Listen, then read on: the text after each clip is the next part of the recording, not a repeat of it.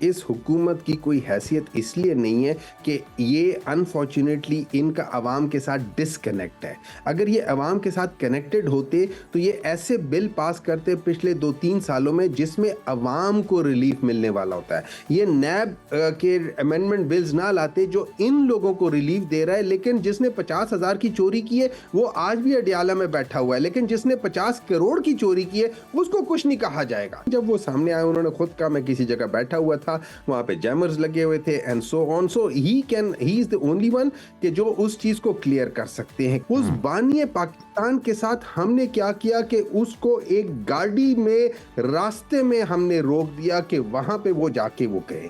ये सारी चीजें इस पाकिस्तान की अनफॉर्चुनेट हिस्ट्री में है। पीटीआई के सीनियर रहनुमा हमायूं मोहम्मद साहब, बहुत शुक्रिया हमायूं साहब, आपने हमें वक्त दिया। बानी पीटीआई ने जो कहा और उनका जो बयान सामने आया, आप क्या समझते हैं कि अब वाकई कोई सख्त मामलात होने वाले हैं? क्योंकि उन्होंने कहा है कि अब इस्टेब्लिशमेंट के साथ मुज़ाकरात के तमाम दरवाजे बंद कर दिए जाएंगे। तो इससे आप समझते हैं कि क्या कोई फ़र्क पड़ेगा इस्टेब्लिशमेंट को और पीटीआई को फ़र्क पड़ेगा या नहीं इस सारे मामले पर?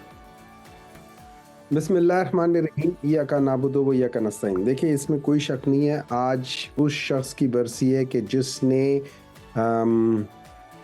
एक और शख्स के ख्वाब की तामीर पूरी की थी। वो शख्स जिसको अल्लामा इकबाल कहते हैं, जिसकी अगर आप पोइट्री पढ़ें तो आपको सिवाय एक इंस्पिरेशन के, सिवाय उसमें 3 कॉन्सेप्ट के, जिसमें खुदी का कॉन्सेप्ट है, जिसमें एक ऐसे परिंदे को सामने रखते हुए क्या है जिसकी उड़ान ऊंची होती है और वो कहते हैं कि यार तुम्हारा जो नशेमन है वो कसरे सुल्तानी पे नहीं है, तुम पहाड़ों के ऊपर रहने वाले हो। उसको गिद्ध के साथ कंपेयर करता है कि एक ही फजा में उड़ने वाले 2 परिंदे, लेकिन एक का जहां जो है कहीं और है, वो नीचे जाके मुर्दार खाता है, दूसरे का जहां कोई और है वो कहीं और उड़ रहा होता है। तो जब हम उन सामने रखते हैं तो इसी रेफरेंस से, जिस रेफरेंस से आप बात कर रही है, मुझे उनका शिकवा और जवाब शिकवा के एक 2 शेर में पढ़ लेता हूँ कि जिसमें वो शिकवा में पहले कहते हैं कि तेरे काबा को जबीनों से बसाया हमने, तेरे कुरान को सीनों से लगाया हमने, फिर भी हमसे ये मिला है कि हम वफादार नहीं, तू भी तो दिलदार नहीं। और इस पे जवाब आता है, क्या कहा?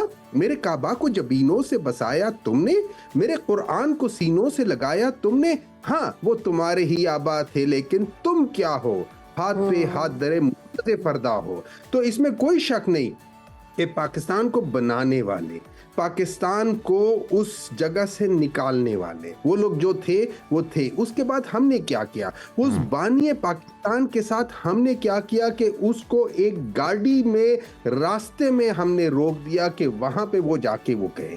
ये सारी चीजें इस पाकिस्तान की अनफॉर्चुनेट हिस्ट्री में है। उस बानिए पाकिस्तान के जो अक़वाल हैं उनको देखें कि उन्होंने क्या कहा था, किन किन लोगों के लिए क्या कहा था कि तुम्हारा क्या काम है, तुम्हारा क्या काम है, हमें किस तरीके से जो मेरा सवाल है उस पर आ जाइए। वक्त थोड़ा कम होता है तो हम चाहते हैं कि जितनी चीजें हो सके वो कवर हो सके, प्लीज।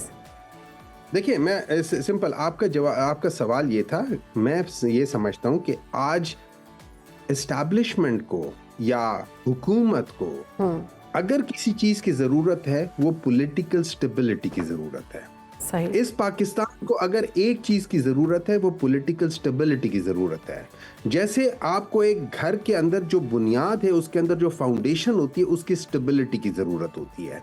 तो अगर आप मुझसे पूछें, ये इमरान खान की ज़रूरत नहीं है कि हुकूमत और इस्टेब्लिशमेंट उनसे बात करे, ये उनकी ज़रूरत है कि वो इस मुल्क को स्टेबलाइज करे। और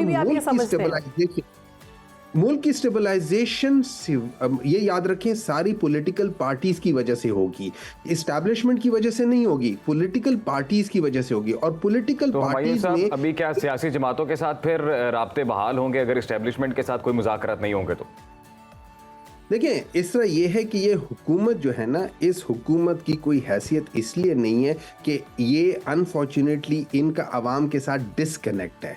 अगर ये अवाम के साथ कनेक्टेड होते तो ये ऐसे बिल पास करते पिछले 2-3 सालों में जिसमें अवाम को रिलीफ मिलने वाला होता है। ये नैब के अमेंडमेंट बिल्स ना लाते जो इन लोगों को रिलीफ दे रहा है, लेकिन जिसने 50,000 की चोरी की है वो आज भी अडियाला में बैठा हुआ है, लेकिन जिसने 50 करोड़ की चोरी की है उसको कुछ नहीं कहा जाएगा।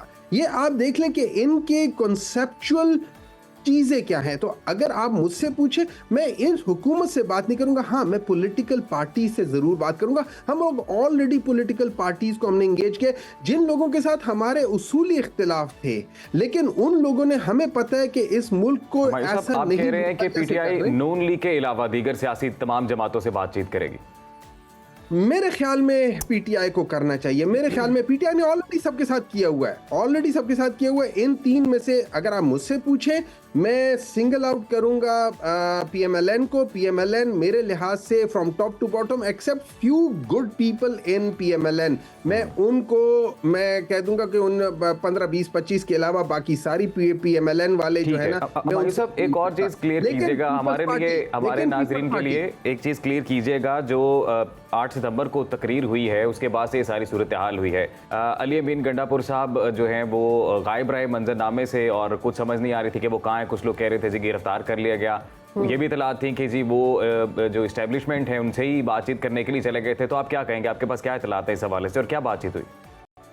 देखिए, इसके हवाले से एक काफ़ी अभाम था। जिस वक्त वो गायब हो गए थे, उनका पता नहीं चल रहा था, किसी को पता नहीं चल रहा था। तो हाँ, ये चीज़ थी कि वो उनको उठा लिया गया, उनको अरेस्ट कर लिया गया हुआ। लेकिन जब वो सामने आए, उन्होंने खुद कहा मैं किसी जगह बैठा हुआ था, वहाँ पे जैमर्स लगे हुए थे and so on. So he is the only one कि जो उस चीज़ को क्लियर कर सकते हैं क्या। लेकिन आप ये देखें, 8 सितंबर को आप इजाज़त देते हो कि यार तुम जलसा करो, फिर उसके बाद आप 29 जगहों पे मेजर रूट्स के ऊपर आप सारे कंटेनर्स लगा लेते हो।